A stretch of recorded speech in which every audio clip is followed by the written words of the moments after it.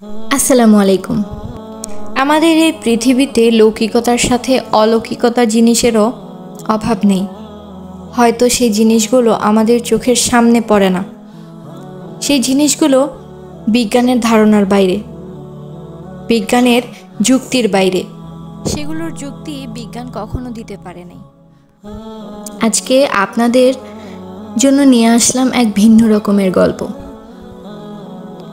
মদিনায় পড়ালেখার সময় আমি একজন জিনগ্রস্ত মানুষকে দেখেছিলাম। সে ছিল নতুন মুসলিম, মদিনায় এসেছিল পড়ালেখা করতে। একদিন হঠাৎ তাকে জিনে ধরেছিল। তার রুমমেট আমাকে ফোন দিয়ে জানায় সেটা। আমি তখন রুকিয়া নিয়ে পড়াশোনা করছিলাম, ঝাড়ফুঁক কিছুটা জানতাম। আমি অনেকক্ষণ রুকিয়া করলাম, দেখলাম তার শরীর এদিক থেকে ওদিক যাচ্ছে। আমি সারা জীবন বিজ্ঞান নিয়ে পড়াশোনাও করেছি।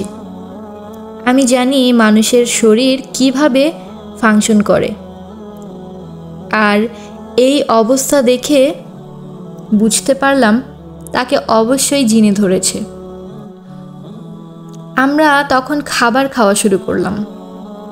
তখন সেই যুবক যাকে জিনে ধরেছে তাকেও খেতে দিলাম, আর বললাম, নিশ্চয়ই তোমার ক্ষুধা পেয়েছে, খাবারগুলো খেয়ে নাও। কিন্তু সে বলল খাবে না, কারণ তার ক্ষুধা নেই। হঠাৎ করে একজনের লোকমা নিচে পড়ে গেল। মুহূর্তের মধ্যেই সেই যুবক সাপের মতো ছোবল মেরে সেই খাবার নিয়ে গিলে ফেলল। অথচ সে কিন্তু একটু আগেই আমাকে বলেছিল তার ক্ষুধা নেই, সে এখন খাবে না। আমি বুঝতে পারলাম যে খাবারটি খেয়েছে সে বাম হাতে খেয়েছে, আর রাসূল সাল্লাল্লাহু আলাইহি সাল্লাম জিনের খাবার পদ্ধতি নিয়ে যা বলেছেন সবই ওই ছেলেটির মধ্যে দেখতে পেলাম। রাসূল সাল্লাল্লাহু আলাইহি সাল্লাম পড়ে থাকা লোকমা খেতে বলেছেন, কেননা সেটা না খেলে শয়তান তা খেয়ে ফেলে, আর শয়তান বাম হাতে খায়। আর আমরা ওইখানে যে কয়জন ছিলাম আমরা সবাই সেই জিনিসটা ওই মুহূর্তেই দেখলাম। আমি যতই টায়ার্ড হই না কেন, ঘুমানোর আগে নিজের ওপর রুকিয়া করেই ঘুমাই। জিনগ্রস্ত মানুষ দেখা, জিনের ব্যাপারে কোরআন হাদিস পড়ে আমি বুঝতে পেরেছি যে আমাদের অবশ্যই নিজের ব্যাপারে যত্নশীল হতে হবে।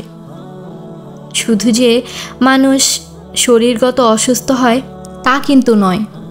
পৃথিবীতে এমনও কিছু অসুস্থ আছে যে অসুস্থগুলো একমাত্র কোরআন হাদিস ছাড়া সমাধান পাওয়া কঠিন, বলা চলে অসম্ভব।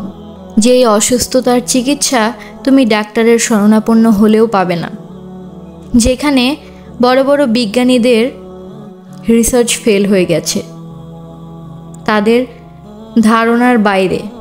তারা যে সমস্ত প্রশ্নের উত্তর যুক্তি দিয়েও কখনো মেলাতে পারেননি, আর হয়তো ভবিষ্যতে পারবেনও না।